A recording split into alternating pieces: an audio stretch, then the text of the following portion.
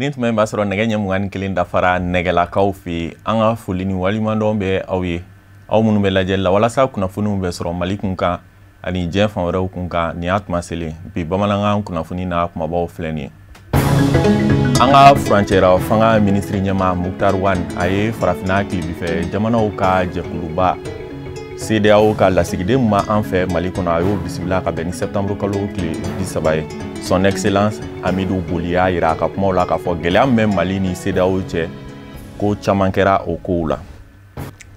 groupe Sherifula ani alislamia de meton ansar bulu faram be bangon na ka bulu di nyoma konna la we dugo dumba ani kurane kalam belebele kenesigi ka nyeshi alama hinena Mohamed Madani Aidara la kenen yere sigira ka beni septembre kalo kli bisabay nunu ne aka bi bamananga kuna funi na kuma ba mun mena wala wala we soni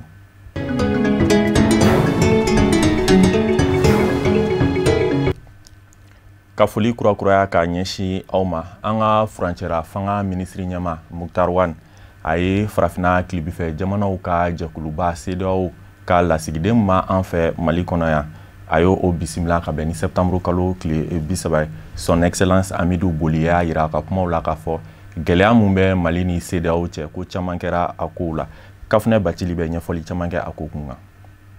farafina klibi fɛ jamanaw ka lasigiden ay hakili sigi di ministri ɲɛma ma k'a fɔ a bɛ se k'a sigi ni farafina klibi fɛ jamanaw ka tɔn communauté économique des états de l'Afrique de l'Ouest CEDEAO tɔnden jamanaw ka bilasirali ye ko tɔn in n'a ka dɛmɛ bila Mali ka bolo kan min bɛ kɛ sababu ye baaraw ka nɔgɔya ka taa fɛn bɛ tali kɛ ɲangili bere la min gɛrɛntɛ talen do k'a da Mali jamana ka CEDEAO tɔnden jamanaw fɛ Hamidou Boulia jira k'a fɔ ko para ɲɛba bɛ ka kɛ o baaraw la min bɛ kɛ sababu ye donna nataw la farafina klibi fɛ jamanaw ka tɔn communauté économique des états de l'Afrique de l'Ouest CEDEAO tɔnden jamanaw u kɛnbɛ ka embargo min da Mali kan o ka se ka wuli donna nataw kɔnɔ ko fɛn min ma kɔnɔnen do tɔn in kɛnbɛ ka laɲini min da jira Mali jamana na n'olu tara ka don bala ko perepere latigɛ bɛɛ o kumana ko ɲangili bere bi wuli ka bɔ Mali jamana kan anata mɔgɔ min y'a kɛ a sera ka faamuyaba nin sɔrɔ an nana encourager jango aka sigiyɔrɔ ka laban ka ɲɛ a ka se ka Mali dɛmɛ ka bɔ nɔgɔra ko caman kɛra ko gwɛlɛman kɛra a nana ka na Mali dɛmɛ ka Mali yiriwa dɔɔni non a bɛna wuli joona joona a tɛna mɛn tuguni parce que an ye layiri min bila ni en fait an ta tagamacogo le b'o ye ni mɔgɔ min coup d'état kɛ mɔgɔ min faamuya ta n'a ma passer vote la an bi sanction bila dugu la a ma bila Mali kama dɔrɔn a bilara dugu 15 bɛɛ kɛma ni ko ta ɲɔgɔn kɛra o kana ka o ɲɔgɔn bila mɔgɔ wɛrɛ jango mɔgɔ kana deli ka to ka faamaya ta fangara joona et puis en fait Mali sera min ta ka démarche min kɛ ka président civil bila premier ministre civil bila o yi caman kɛ ka ban a tɔ tora fɛntini dɔrɔn jango ka sanction wuli Mali jamana ministri ɲɛma kura a ye wale ɲuman dɔn foli kɛ ka ɲɛsin CEDEAO tɔn ka lasigiden ma ani ka wale ɲuman ni bonyamasegin kɛ Mali jamana tɔgɔ la Hamidou Boli yɔrɔ CEDEAO tɔn tutigɛbaga dɔ don ka da ka baaraba kelenw kan a n'a ka cɛsiri ni wulikajɔw a ye min misaliya ɲuman da kɛnɛ kan Mali jamana bilasirali la kuma min na an bɛ degun kɔnɔ furancɛrɔ fanga ministri ɲɛma a ka kɔrɔfɔw la a ye tɔmi sigi kosɛbɛ gouvernement ka cɛsiri ani wulikajɔ baaraw kan min bɛ kɛ sababu ye ɲangile wale bere min ni o dalen do Mali kan CEDEAO tɔn fɛ o bɛ se ka wuli cogoya min na a y'a ka dunanba in hakilina jɔ Mali jamana ka layidu timɛ kan ko bɛnkan ani kan dilen minnu bɛ Mali jamana ani diɲɛ jamana wɛrɛw ni ɲɔgɔn cɛ k'a ka segin kan k'a fɔ o layidu tɛ bɔrɔtɔ ko jɛ minnu kɛn bɛ k'a ni jamana wɛrɛw bɛn kelen kan ko bɛnkan n'o layidu sigilenw bi bonya k'a kɔlɔsi i n'a fɔ komi Mali jamana furancɛrɔ fanga maa ɲɛma yɛrɛ y'a fɔ cogo min n'o ye bandaw ye a ka foroba nundon ani kaleka siɲɛ kɛnɛ kɔnɔ an bɛ don min na i n'a fɔ komi bi Mali jamana mago bɛɛ a terilakaw bɛɛ lajɛlen na Mali jamana furancɛrɔ fanga ministri ɲɛma ka kɔrɔfɔw datuguna ni kan min ye a ko an bɛ don min na i n'a fɔ komi bi siga t'a la Mali jamana mago bɛɛ a jɛɲɔgɔn na a terisira bɛɛ lajɛlen na ɲɔgɔn faamuya baliya minnu ni olu bi sen na olu bɛɛ lajɛlen ka se ka lajɛya walasa Mali jamana bi se k'a yɛrɛ ye kɛnɛjɛ kan ka bɔ ni lahalaya in kɔnɔ cogoya min na ni ka ɲɛda kura bɔ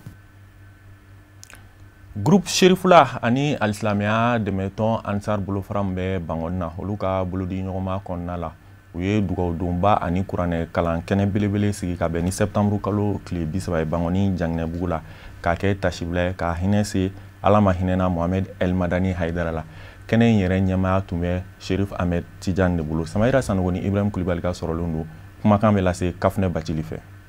Ni kuranɛ sanuma kalani kɛnɛ sigili de ye senkan ani Dalailu Kairatu ka dama kasili kɛ an daba ma la o de kɛra lada lakilen cogo ye groupe Sherifula bolo lada min ni u y'a sigi a bɛ san caman bɔ bi ka se ka tashi bila kɛ ka ɲɛsin alisilamɛya dɛmɛtɔn Ansaru ɲɛjɔyɔrɔ Mali silamɛtɔn Haut Conseil Islamique du Mali ma ɲɛma Mali silamɛ dinɛ ɲɛmɔgɔw ka fara ɲɔgɔn kan jɛkuluba groupement des leaders spirituels musulmans du Mali ma ɲɛma an fa ani an karamɔgɔ a Seydi Sherif Usman Madani Haidara denkɛ Ala ma hinɛna Mohamed El Madani Haidara la ni bɛɛ lajɛlen kun b'a fɔ ko fa ka sanga ni a ka anniversaire ye bato kɛnɛ in kanu ani layidu kurakuraya cogo do ka ɲɛsin karamɔgɔ Haidara n'a ka denbaya ma.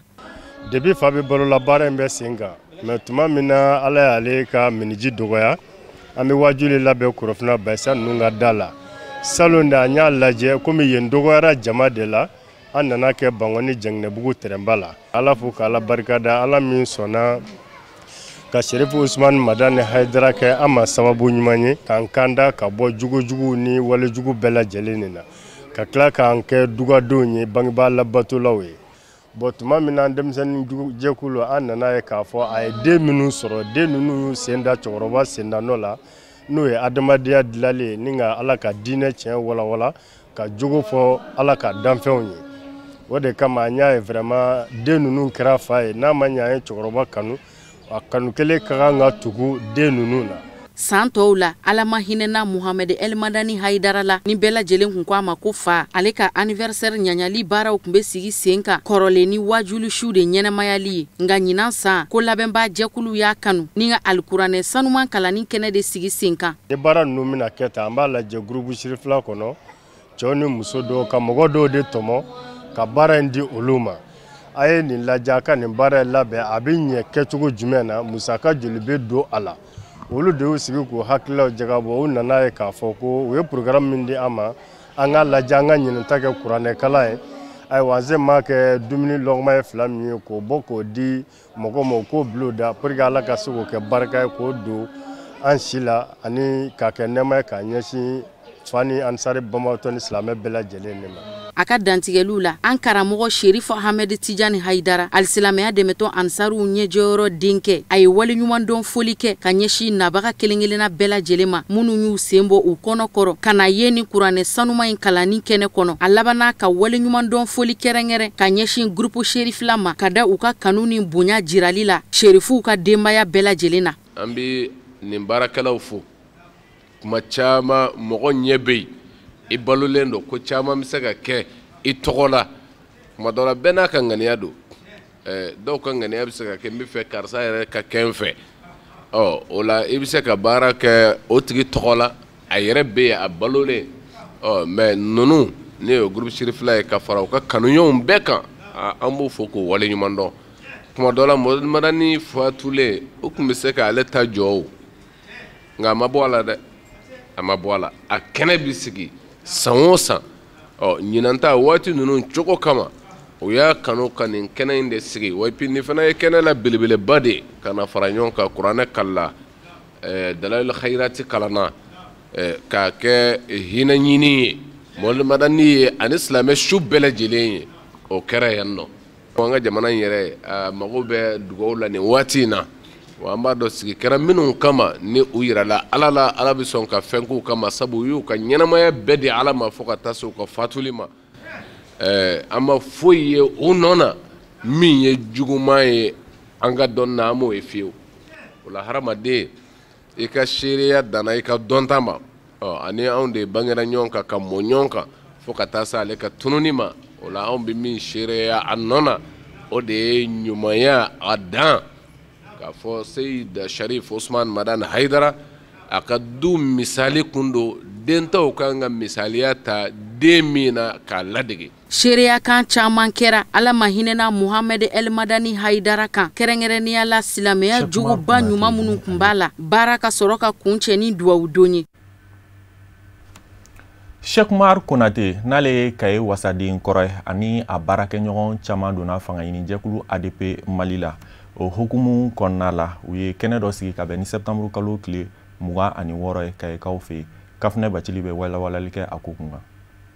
Dɔ farala fanga ɲinitɔn ADP Maliba tɔndenw kan Kayi mara wasaden kɔrɔ Cheikh Oumar Konate ka fara a nɔfɛ jamakuluba kan délégation min bɛ tali kɛ fanga ɲinitɔn sous-section kan ani conseillers municipaux walasa k'u bisimila tɔn kɔnɔ a kɛra ka sanga ni kɛnɛ dɔ sigili ye sen kan ka bɛn septembre kalo tile 26 tɛmɛnen ma. An b'a fɔ dɔrɔn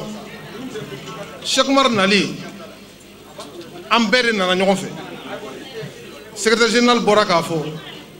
a ko section de don avec 22 sous-sections.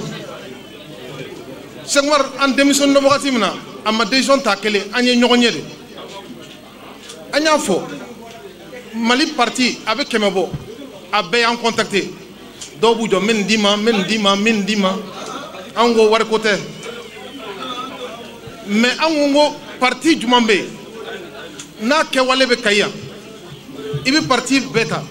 mais i bɛ dɔ ɲininka est-ce que parti jumɛn ye biriki kelen jɔ Kayi yan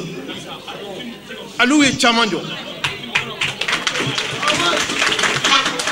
an ye a ye an ba don o don an bɛ tulo b'a la o de y'a to an taara yen. Bibi na n'a fɔra ko Cheikh Oumar n'a ka jama nana ADP la o ye ala tɔnuba ye o b'a jira anw yɛrɛ la an minnu tun fɔlɔla ka na ADP la an bɛ se k'a fɔ aw ye mun na anw fana bɔra y'an fɛ ka na alhamdulilayi jaga an ka suwa kaɲi du moment que Cheikh Oumar ninnu fana nana u nakun ye min ye an bɔkun parti dɔw la ka na ADP la alhamdulilayi o kɛra olu fana ka nakun ye ka na ADP la o ye mun ye aliou ye mun fɔ anw ye monsieur Ban a y'i na a y'a fɔ Kayikaw ye u ka na a y'a fɔ cadrew ye u ka na ne ka laɲini tɛ dɔwɛrɛ ye o ye Kayi ɲɛtaga bɛ se ka sabati cogo min a y'i na an ka ɲɔgɔn dɛmɛ. Maa minnu ye kuma minɛ ɲɔgɔn da la u ye seereyali caman kɛ wasaden kɔrɔ in kan jama min yera u ka faranganali kɛnɛ kɔnɔ o bɛ misali bɔ wasaden kɔrɔ in kan. Ni Cheikh Oumar ye alu ka parti choisi ka don a la o ma bali ne la ka d'a kan minnu ye kelen ye olu de bɛ tagama ɲɔgɔn fɛ Cheikh Oumar jigo ni alu jigo de ye kelen ye kangelentigiw de don hinabagatiw de don donc olu de ye kelen ye ne bɛ fɛ ka min fɔ dɔrɔn ka bɔ kuma la o de ye Mali kura ma daminɛ yan awa Kayi kura de fana daminɛlen. N'i y'a ye i bɛ fara jɛkulu kan hakilila ni jɛkulu ka hakilina de kelen ye a ko miirina de kelen ye mun bɛ alu yɛrɛ kɔnɔ o t'anw kɔnɔ hali sansi de an bɛɛ lajɛlen ye o sansi nin an man kan ka to a ka pɛridi ni a faamuyana siga foyi t'a la laɲiniw bɛ sabati n'i ye fɛn ye k'a fɔ ko nin ye n ta ye i bɛ walawala baarali la mais n'i y'a ye k'a fɔ i bɛna kɛ mɔgɔ de ye o la baara bɛ dan sira la alu ta kɛla yɛrɛ alu b'a kɛla Mali bɛɛ de o la ni anw b'a kɛ alu ye o kɔrɔ k'an b'a k'an yɛrɛ de quoi o la an bɛ mun fɔ bɛɛ lajɛlen an ka n'an ka jɛ ka fara ɲɔgɔn kan an bɛ bonya b'an kan bi Kayi de don ne n'an ka ɲɛmɔgɔ a fana an ka ɲɛmɔgɔ y'o de fɔ ko Kayika de don Kayika den de don bon hakili la o Kayika denya anw y'a ye ale de la o la ni Kayikaw y'o waleya kɛnɛ kan o tɛ bara na n'a ma kɛ da a bɛ bara na quoi. Walasa ka kwanin kɛ kɛnɛ in n'an tɔ bɛɛ lajɛlen na seko ni dɔnko binakun kan dɔnkilidalaw y'u bila u fila n'u dɛbɛ la. Ka kɛɲɛ ni sanji ka tiɲɛniba ye Falu n'ale bɛ Nara mara la Falu ka denw ka jɛkulu ye dɛmɛdi dɔ boloda ka bɛn ni tɛnɛndo septembre kalo tile 28 Falu kɔnɔna la an b'a ladɔnniya k'a fɔ waleya in kɛra nisɔndiyakoba ye Falu ka denw bolo Kafunɛ Bacili bɛ ɲɛfɔli kɛ a ko kunkan. Falu commune rurale ye dugu ye min ni Nara cercle bɛ taa kilomɛtiri 110 na sanji lahawta min surula ka bɛn uti kalo tile 10 tɛmɛnen ma n'a fanga bonyana kosɛbɛ o kɛra sababu ye ka na ni kasaraba de ye Falu commune rurale kɔnɔ ji taara ni bolofɛn camanw ye fo ka taa se nafolow ma a kɛra sababu ye ka forow fana salo ka taa se buna adamadenw yɛrɛ ni bɔnni ma o de hukumu kɔnɔna na Falu commune rurale ka denw ani kanuɲɔgɔnw ka tɛmɛ ni association lamalakɛkaw ye u y'a kanu ni ka ŋaniya jira kɛ ka ɲɛsin u somɔgɔw ma cogoya min na dɛmɛ bi don kasarabagatɔ ninnu ma dɛmɛ musaka yɛrɛ bɛɛ lajɛlen bi t'i jɔ sefa wari $11 na k'a damina ji ye tiɲɛni kɛlen fo ka na bila bi minanw na n'an y'a bɛɛ fara ɲɔgɔn kan a bɛ taa $11 ɲɔgɔn ji de la donc vraiment o ye fɛnba ye ni faso kanu tɛ o ma nɔgɔn an b'an profiter aw ka micro ninnu fɛ ka wele bila jamana ɲɛmaaw ma ka wele bila diɲɛ ɲumankɛlaba bɛɛ ma vraiment commune de Fallou n'a bɛ cercle de Naran fɛ an mago bɛ dɛmɛ na yalisa ka se ka bɔ nin degun in kɔnɔ san o san parce que bi an filɛ yɔrɔnin min association kelen tɛ se k'a kɛ hali Kulukoro région dɔrɔn tɛ se k'a kɛ fo jamana k'a k'a kungo de. Nara cercle la sanji fanga bonyani nali kɛra sababu ye ni ka kasara lase dugu 17 de ma k'a ta kasara ninnu kɛ don ma kana se bi ma dugu ɲɛmɔgɔw y'a jira k'a fɔ k'u ma kunkan mɛn ka bɔ jamana maa ɲɛmaaw yɔrɔ ban. Ni degun ye an ka commune sɔrɔ degun dun fɛn wɛrɛ tɛ ji bolita don ji bolita de bɛ don commune kɔnɔ a bɛ san damadɔni bɔ a tɛ komi sanjiji ji bolita don a dun a bɛ min boli commune kɔnɔ a bɛ ɲini ka surunya kilo 100 na n'a ma tɛmɛ ala yɛrɛ donc vraiment ka commune denw fo parce que fo an filɛ yɔrɔ min na sisan commune denw de y'u cɛsiri ka nin kɛ u ka ko ye donc ne nakunba ye o de ye Lambalake Kafo, à présent Lamine Sambou Diarisso, on a membre Bella Djelin pour faux. Parce que nous comme il faut qu'à Fallou soro, en yera bolo, en ganga moko follow minunye, oye etaye. Mais amse kake insécurité sababuala, fo bi, amse kafo eta ma maseyambi, ya, eta ka représentant fo e maseya. Ali n'o y'a sɔrɔ Fallou communicadenw ani u kanuɲɔgɔnw u ye dɛmɛ lase kasarabagatɔ ninnu ma nka bɛɛ ta mago bi dɛmɛ wɛrɛ la u ko u bɛ welewele da kɛ ka ɲɛsin jamana maa ɲɛmaaw ma k'u k'a lajɛ ni k'u kɔfilɛ Fallou commune rural ka denw na dɛmɛɲɔgɔnyaw na sira fɛ. Gouvernement k'a ɲɛ si an na a k'a ɲɛ jɔ an na nin ji donna an ka commune kɔnɔ a san 14 de ye ɲinan ye san 14 in kɔnɔ a ye cɛli min kɛ ɲinan a ma deli k'o kɛ. Donc, il faut que le gouvernement a fakli to o yoro la kosobe ci fana sera fa be fe dandan sunya min odi bambule bi hali ka danya ben malumin dalla nyefe ne dan mun godi an ba ina fa hala bi atara yormi ala ka famila non min ka choy amini mo ko fenu be ka inga dama ala ko uson ni uson on be son aw fana mi bulbila ka aywa ci la suma nu be ka demen ke kana an ba aw fo demena ne ko fo kam go folo o ni association mo fote an bolo ka nya shuma ni foli ni tanunte an bu fo ka se ka duawu kuye malo en taram na ala kana amna langolonya ala ka fen chaman blanona ala ka sijani kenya dama hali be ala ka ande me fanga duma o ye ni minje ni to nyogon be degun gono ne faso be degun gono nga fere ke ka bo degun gono femba de do am ko ni be ka lanyi yere ka duawu ke ala ku son ala ka anta fanga duma ala ka garjigɛw foni dɛmɛ minnu dira kɛnɛ kan o bɛ tali kɛ malo bɔrɔw la fo ka taa se ɲɔ bɔrɔw la a dira duguw ma sanji kasara ye dugu minnu sɔrɔ maa minnu garijigɛ donna dɛmɛɲɔgɔnya in na ka se Fallou commune rural dugu ɲɛmɔgɔw ma u ye waleɲumandɔn foli kɛ ka ɲɛsin dɛmɛ dibagaw ma kɛrɛnkɛrɛnnenya la association lamalakɛkaw ka da u ka ŋaniya ɲumanya tali kan u balimaw dɛmɛli nasira fɛ u labanna ka weleweleda kɛ ka ɲɛsin jamana maa ɲɛmaw ma k'u ka fɛɛrɛ ani dabaliw sigi sen kan min bɛ kɛ sababu ye u ka se ka bɔ nin degun ninnu kɔnɔ gɛlɛya minnu ni u bɛ k'a latɛmɛ a bɛ waati jan bɔ. Ani Kafunɛ Bacili bɛ to ɲɔgɔn fɛ walasa ka diɲɛ fan wɛrɛ kibaruyaw dɔn.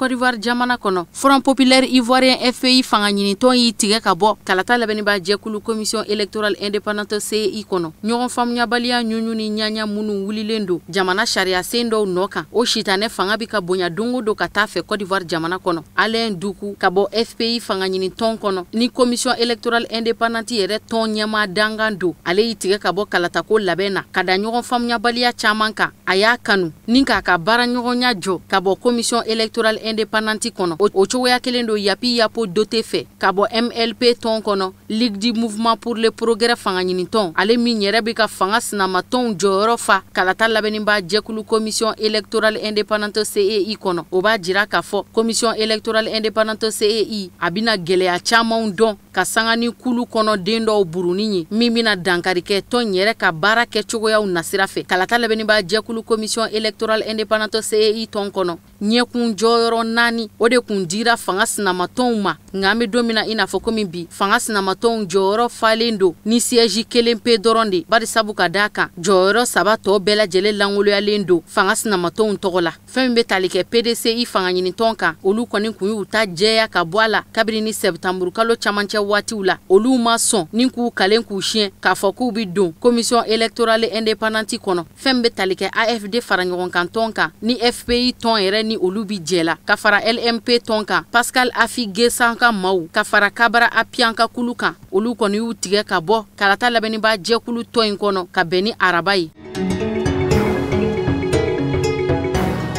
Barodasigi dɔ senfɛ min bolodara Côte d'Ivoire jamana duguba la Abidjan, kunnafoni sɔrɔ sira France 24 kan. Simon Bagbo n'ale ye fanga ɲini jɛkulu Front Populaire Ivoirien FPI ma ɲɛma dankan 2nan ye. Côte d'Ivoire jamana ɲɛma kɔrɔ Laurent Gbagbo o furumuso don. Barodasigi min kɛra ani France 24 ni ɲɔgɔn cɛ ni ɲiningali tɛnkunna la, Simon Gbagbo y'a jira k'a fɔ ko jamana ɲɛma Alassane Ouattara ka kanboli ko 3nan min ni o bolodalen filɛ nin ye a fɛ, ko sɔn kelen ye kanboli gafe in na, ko ale b'o ye minɛ min kɔnɔ k'o bɛ tali kɛ jamana sariyasenw kan sɔsɔli de kan. Wa Alassane Ouattara ka kanboli yɛrɛ ko a man ka daga jamana ɲɛma ye a ka kɛ cɛbɔ ye ko manda 3nan ko danba yɛrɛ ye. Simon Bagbo ka kɔrɔfɔw la a y'a jira k'a fɔ ale kɔni na hakilina kɔrɔ don ni ka tugu fanga sinamatɔnw na k'u ka wele jaabi ka taa fasoden ɲumanya kan sɔsɔ waleyaw ma. U ko a ma désobéissance civile, ko jamana in kalata ko bi ka taa danga min kan a ka fɔ la ko kalata in tɛna kɛ kalata jɛlen jolen basigilen ye. O de kama u n'u murukulon dagoya jamana sariyaw labatoli kɔrɔ ni ka taa murutili ma. Jamana ɲɛmaakɔrɔ Laurent Gbagbo furumuso Simon Bagbo a ka farali fara ɲɔgɔn kan tɔw kan k'u ka wele jaabi. A ka laɲini ye ŋwara ka se ka da ka sanga ni jamana ɲɛmaasigi kalata ye min dɔgɔdalen do ka bɛn octobre kalo tile 31 ma. A ko ale ka ŋaniya yɛrɛ ye fɛn min ye bɛɛ kalata in yɛrɛ ka cɛ ka bɔ a dɔgɔkɔrɔ pewu. Côte d'Ivoire jamana ɲɛmaakɔrɔ furumuso Simon Bagbo a ka laɲini ye yɛlɛma ka se ka don jamana kalata ko sariya sen fana kɔrɔ, jamana sariya sunba kɔlɔsiyɔrɔ yɛlɛma ka don o maaw fana na, ani fɛn min bɛ tali kɛ kalata gafe liste électorale yɛrɛ kan o fana ka yɛlɛma kura dɔn. Ŋaniya dɔ fana ye politikima minnu ni olu fana minɛna kiri ka bolo kan ni ka ti u lasago k'olu fana ka labila. Nigeria jamana ye san 60 sɔrɔ yɛrɛma hɔrɔnya la, ka sanga ni Nigeria jamana ka yɛrɛma hɔrɔnya san kunbɛ ɲaɲali baaraw ye n'a ma ɲɛ k'a fɔ diɲɛma kamana guanen do hali bi, ka sanga ni coronavirus fiɲɛ banako ye yɛrɛma hɔrɔnya sɔrɔli san kunbɛ in a ɲaɲali tɛna kɛ i n'a fɔ komi santɔw ka da waati n'a cogoya kan. Jamana maa ɲɛmaw kɛrɛnkɛrɛnnenya la Nigeria duguba la Lagos ɲɛmayaso kɔni ye kunnafoni di ka ban k'a fɔ sɔrasiw ka defile belebele min bi boloda san o san k'o bi cɛ ɲina. Ɲaɲali kɛnɛ kɔni labɛnnen do min kan ka sigi sen kan Abuja. Jamana ɲɛma Muhammadu Buhari a ye dantigɛli kɛ Nigeria jabaranisoba ani arajo sanfɛ ka bɛn ni alamusa sɔgɔmada joona ye ka kunnafoni di k'a fɔ yɛrɛma hɔrɔnya san 60 ɲaɲali kɛnɛ min ni a kan ka sigi sen kan Abuja ko a tɛna na kɛ o n'a ɲɔgɔnna jamakoba ye. Nigeria jamana ka san 60 sɔrɔli yɛrɛma hɔrɔnya la a kɛra ka sanga ni waati ye jamana in bi ka waati gɛlɛn la tɛmɛ kumana min na sɔrɔ ko binakun kan, hali n'o y'a sɔrɔ Nigeria jamana de ye farafina jamana ye min kɔnɔma hakɛya ka can ka tɛmɛ farafina jamana kɔnɔden tɔw kan. Nigeria jamana kɔnɔden hakɛya a bɛ taa maa miliyɔn 90 sanfɛ, wa jamana kɔnɔden fanba ye maaw ye maa minnu bolo t'u kow sɔrɔ kosɛbɛ. Bari sabu ka d'a kan don ka taa se tɛ caman ye. Dugu kɔnɔnaw kɔni na u kɛn bɛ ka balɔniw gulon a kulɛri siya camanw walasa ka se ka yɔrɔw cɛɲa. Yelenw fana mɛnɛnen do Lagos dugu kɔnɔ ka jamana darapo yanga ka dugu cɛɲa k'o fana kɛ tasibila cogo ye ka taa yɛrɛma hɔrɔnya tutigɛbagaw ma. Lagos dugu minɛli ka cɛɲa o fana ye ɲaɲali cogo dɔ ye ani hakili jigin ka ɲɛsin yɛrɛma hɔrɔnya sɔrɔ cogo ma. Kɛrɛnkɛrɛnnenya la Lagos dugu de kɔnɔ ka bɛn ni san 1960 san octobre kalo tile fɔlɔ ye yɛrɛma hɔrɔnya sɔrɔli kunnafoni dara duguba in kɔnɔ jamana kɔnɔdenw tulo kan. Kenya jamana ɲɛma Uhuru Kenyatta ye taama boloda ka ɲɛsin Faransi jamana ma. Kenya jamana ɲɛma a bisimilara a tɔɲɔgɔnkɛ jamana ɲɛma fɛ Emmanuel Macron ka bɛn ni araba septamburu kalo tile 30 ye. Taama min bolodara Uhuru Kenyatta fɛ k'i kunda Faransi jamana kan tile 5 taama de don. A ye su fɔlɔ min si Faransi jamana faaba la Paris, Kenya jamana ɲɛma Uhuru Kenyatta ani a tɔɲɔgɔnkɛ jamana ɲɛma ka bɔ Faransi jamana kɔnɔ Emmanuel Macron u jɛra ka sigi kɛ Faransi jamana ɲɛma dagayɔrɔ la Palais de l'Élysée kɔnɔ. Uhuru Kenyatta ka nin taama in sen fɛ a ka minisiri 5 de dara kan. Kenya jamana ɲɛma kan ka ye Banque Publique d'Investissement ka lajɛrɛ dɔ la min bina kɛ ɲɔgɔn ye Faransi patronbaw bina ye min kɛnɛ kɔnɔ bɛnkan sɛbɛn tɛgɛnɔbilabaw bina kɛ min sen fɛ. A bi san kelen bɔ bi Faransi jamana ɲɛma Emmanuel Macron a fana kun ye taama dɔ boloda ka ɲɛsin Kenya jamana ma min sen fɛ maba fila ninnu jɛra ka bɛn ko caman kan ka layidukan caman di ɲɔgɔn ma min bi tali kɛ baara bolodalen dɔw bilali la sen kan ka bɛn ni Uhuru Kenyatta ka Faransi taama ye. Sigi min kɛra maba fila ninnu ni ɲɔgɔn cɛ ka bɛn araba ma u ye tɛgɛnɔ bila bɛnkan sɛbɛn dɔw la min bi tali kɛ siraba dilan kan ka se ka Nairobi ni Nakuru sira bila ɲɔgɔn na o n'a ɲɔgɔnna baarabaw bolo dalen bɛ u fɛ. États-Unis jamana bi fɛ ka jɛ ɲɔgɔnya siraw sinsin ani Tunisie jamana ni ɲɔgɔn cɛ hali bi ka taa fɛ kɛrɛnkɛrɛnnenya la sorasiya ko na sira fɛ. États-Unis jamana ka secrétaire d'État min ni o ɲɛsinnen do sorasiya ko ɲɛw ɲɛnɛbɔli ma Marc Esper ye taama boloda ka bɛn ni arabadon septamburu kalo tile 30 ye. Carthage kaw fɛ yen nɔ o taama yɛrɛ bi don munumunu salo kadara kɔnɔ minnu bolodalen do a fɛ ka ɲɛsin farafina jamana magolo jɛmanw ka yɔrɔw ma. Jɛɲɔgɔnya sira min ni o bɛ Tunisie jamana ani États-Unis jamana ni ɲɔgɔn cɛ kɛrɛnkɛrɛnnenya la duguba filaw Tunis ani Washington o fora kosɛbɛ Tunisie kaw fɛ hali n'o y'a sɔrɔ Tunisie jamana ani États-Unis jamana bi jɛɲɔgɔnya siraw duman kalanna ka bila ɲɔgɔn na nka kabiri ni san 2000 ani san 15 san États-Unis jamana kelen do k'i tigɛ ka bɔ OTAN jɛkulu la nin taama min ni a bolodalen filɛ nin Marc Esper fɛ a bina kɛ sababu ye ka se ka bɛnkan kuraw layiduw ta ɲɔgɔn ye. Kumana mina Marc Esper sera Carthage a taara i ɲɛda sorasiw ka kaburu don kan ka se ka taa tasi bila kɛ cɛfarinw ye minnu bina guerre mondiale 2nan kɛlɛ sen fɛ. Ameriki jamana ka secrétaire d'État min ni o ka baaraw bi ɲɛsin sorasiya ma a ye bɛnkan sɛbɛn tɛgɛnɔ bila sorasiya jɛɲɔgɔnya kadara kɔnɔ min bina lawaleya jamana fila ninnu ni ɲɔgɔn cɛ san 10 nata kɔnɔ. Commission européenne ma ɲɛma muso Ursula von der Leyen a ye kunnafoni di ka bɛn alamusa ma k'a jira k'a fɔ nansarala tɔnba Union européenne a bina baara kuraninw don min bi tali kɛ nisɔngoya kan ka ɲɛsin gouvernement britannique ma ka da baara bolodalen sariya kan min be tali kɛ Brexit bɛnkan kan ka bɛn ni tarata sɔgɔmadafɛla de ye. Commission européenne ma ɲɛma muso a y'a kanu ni ka gafe dɔ de ci k'o kɛ kangarida cogo ye ka taa anglais ka gouvernement yɔrɔ u ko min ma ko procédure d'infraction nansarala tɔnba Union européenne u kun kɛlen do ka da min sigi Royaume-Uni ye o be tali kɛ septamburu kalo ban waatiw de kan walasa u ka se k'u ka gafe burun u ka nin kangarida gafe in a cira ka sanga ni waati ye waati min na Britannikiw ani Européenw be ɲɔgɔn ye sigila Bruxelles kabiri ni tarata walasa ka se ka kɔrɔfɔw da jira ɲɔgɔn na o baaraw yɛrɛ ka kan ka kuncɛ ka bɛn juma ma.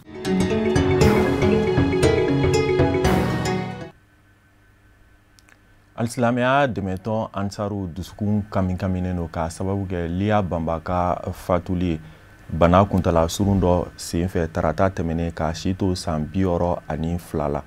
An b'a ladɔnniya k'a fɔ Liya Banba yɛrɛ tun ye Mali silamɛw ka jɛkuluba au Conseil islamique ma ɲɛma groupement des leaders spirituels musulmans du Mali ma ɲɛma Alsilamɛya dɛmɛtɔn Ansaru ɲɛjɔrɔ an karamɔgɔ Seydi Sherif Usman Madani Haidara ni a ka denbaya kanubagaba ye a ka suturalu kɛra ka bɛn ni septembre kalo tile 30 a Bobo Côte d'Ivoire jamana kɔnɔna la. Jakarija Dambele ka sɔrɔlenw don. N'an ko an bɛ kuma kan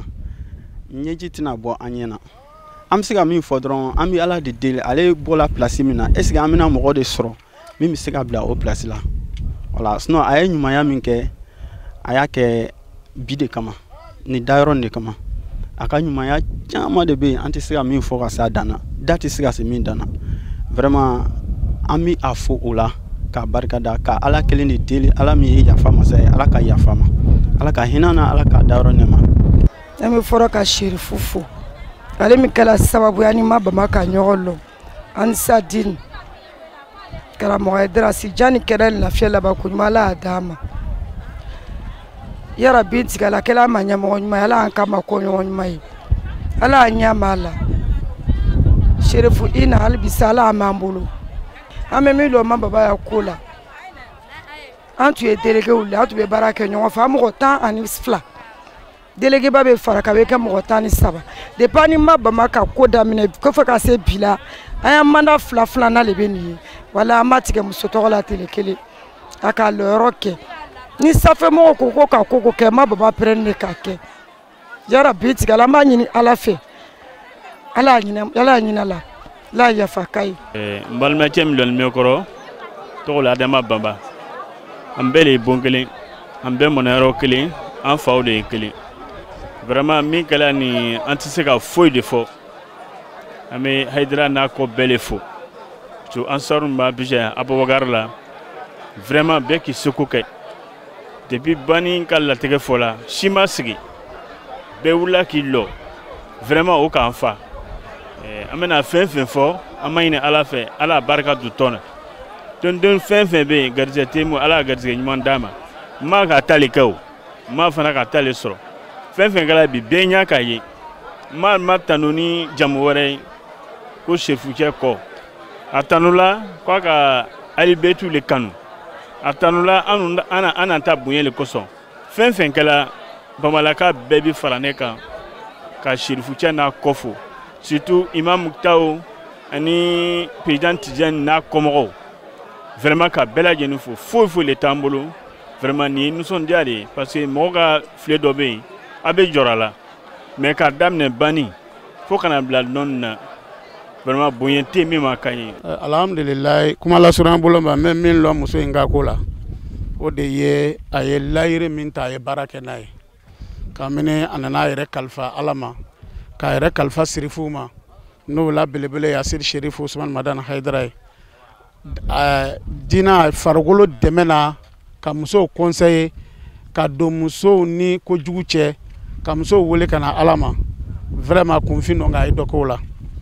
nafolo yɛrɛ ta ka diinɛ dɛmɛ anw karamɔgɔ k'a fɔ Ala ko ten kira ko ten o y'a sɔrɔ i ka matériel b'i bolo o matériel min b'an Ansaru bolo bi n'o b'a kan ka Ala ka diinɛ dɛmɛ muso ka lɔyɔrɔ b'a la a ma da diinɛ dɛmɛ ma a kɛla sababu ɲuman dɔnbaga ye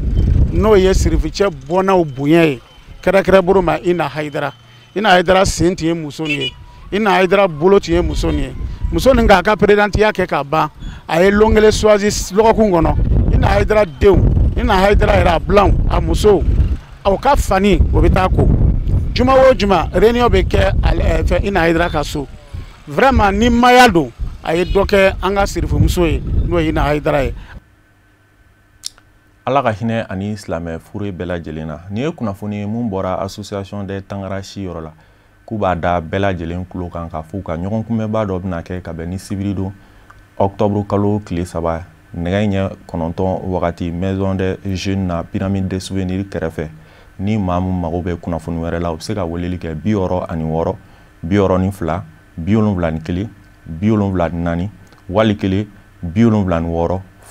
kelen 76 fu ani kelen 81 fu ani 2 wali kelen 71 22 56